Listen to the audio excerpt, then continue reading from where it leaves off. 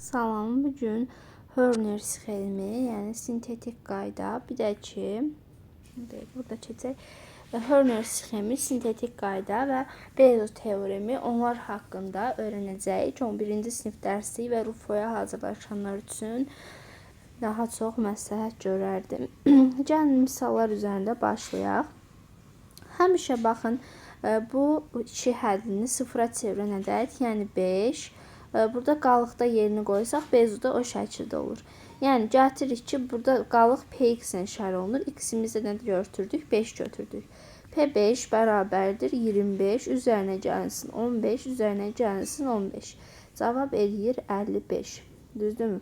İndi gəlin bunu sintetik qayda ilə həyata keçirək. Mən də buradan yazım. X kvadratı üzərinə gəlinsin 3x, üstə gələk 15, bölünsün x çıxılsın 5. Və burada ilk öncə qalığı yazırıq. Qalıq nə oldu? 5 oldu. Bölürük.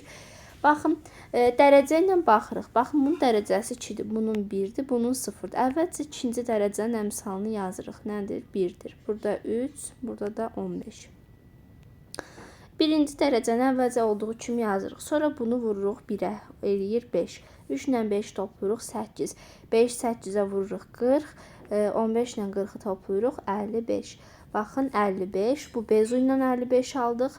Burada da sintetik qayda ilə 55-i almış olduq. Gəlin bir neçəsinə bir də baxaq. Məsələn, bizə verib ki, x kvadrat üzərinə gəlsin 7x çıxılsın 2, bölünsün x çıxılsın 2.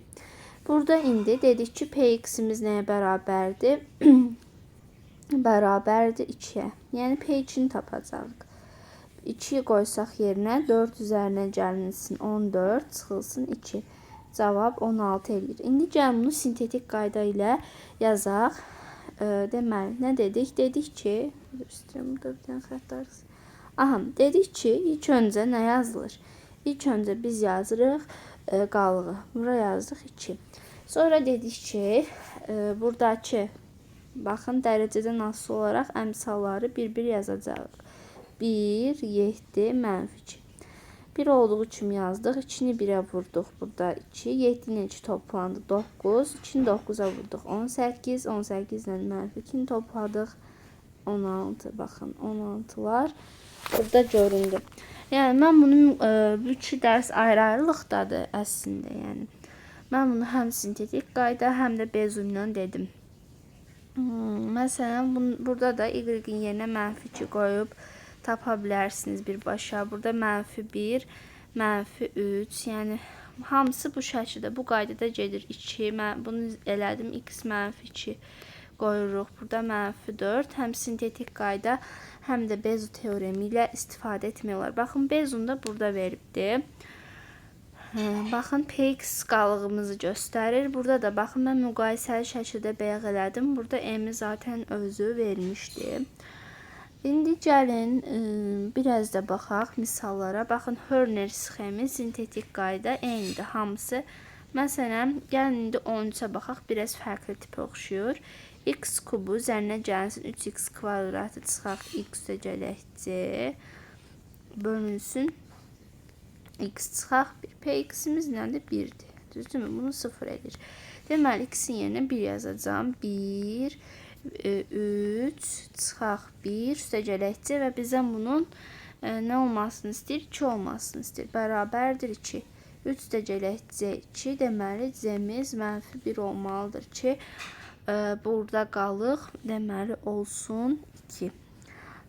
Sonra baxaq. Bunlar da baxın, burada da x-in yerinə mənfi 2 qoyacaqsınız. Sonra bunları hesablayıb c-nin əmsalının elə qiymətini tapacaqsınız ki, yəni qalığı 2 eləsin. Aha, deyir ki, buna qalıqsız bölünür. X-in mənfi 3 qiymətinə baxırıq. Mənfi 3 qoysaq mənfi 27. Vuruq buna 9. 9. Və yazaq, çıxaq 5 olsun. Mənfi 3'ün kvadratı 9. Çıxaq, yox, üstə gələk 15, üstə gələk c. Nə oldu? Mənfi 27'dən çıxsanız 86, üstə gələk 15, üstə gələk cx eləməlidir 0. Bir x-i də vermişik mənfi 3'də. Yəni mənfi 3 çıxaq 3c 0. Bunu yazdıq. Bunu topladsaq -71 3C. Buradan da C-nin qiymətini tapırıq. Yəni əgər hesablamada səhvim yoxdursa, bu formada gedir.